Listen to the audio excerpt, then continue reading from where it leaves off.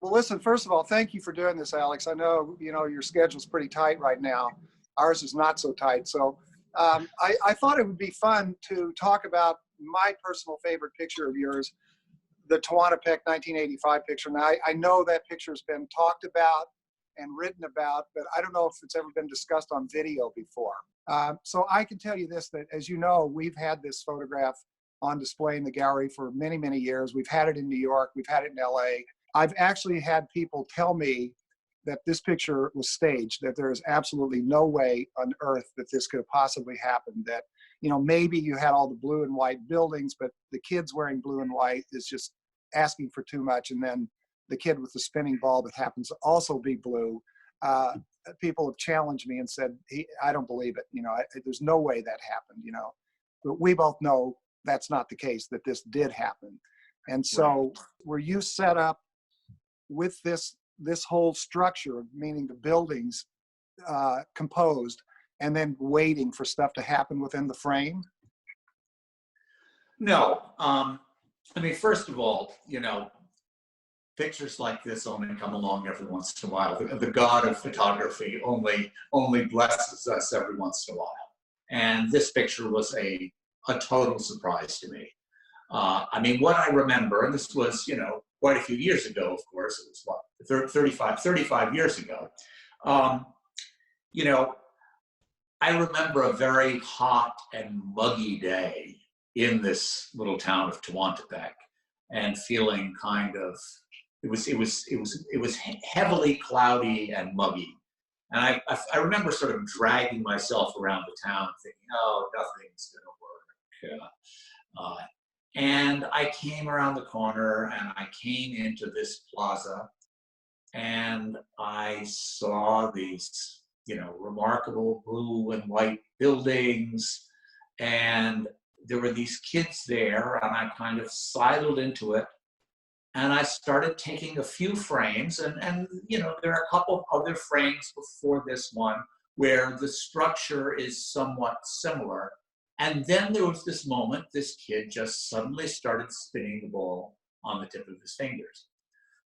Not only that, but, this is yet one more serendipitous factor. It was heavy light. I was using Kodachrome 64, which is a slow film.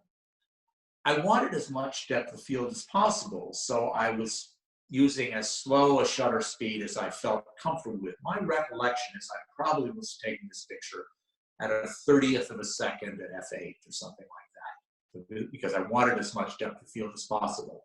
What I didn't realize is that with that slow shutter speed, there would be the sense of movement to the spinning ball.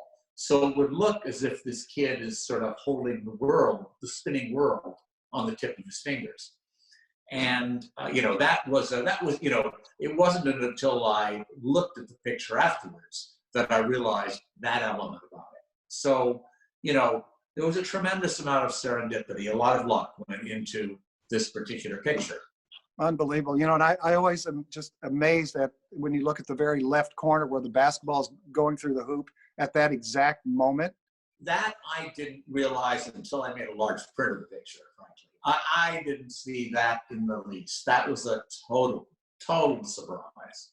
Another thing, Alex, I'm looking at the pictures we're talking. One of the things that I like about not only this picture, but a lot of your pictures, and which I think separates you from a lot of photographers, is you don't seem to be afraid to put things out of focus in the foreground. A lot of photographers, they just won't do that, and I love that about a lot of your pictures, where things are in the shadows or they're not quite in focus, but they create a very strong compositional element, even though those figures may be out of focus or in deep shadow. Well, I'm often more concerned with deep space being in focus. That it's in focus all the way back, and certain things in the foreground may end up being out of focus simply because of the limitations of what the camera can do. I'm looking at the picture again, and I noticed the kid that has the ball between his fingers like this, it looks like he's holding like a raisin or something. I mean, let me grab the picture just a second. Yeah, it's unbelievable. I've actually had a little debates with people about exactly what's going on there. But I think I know what it is. But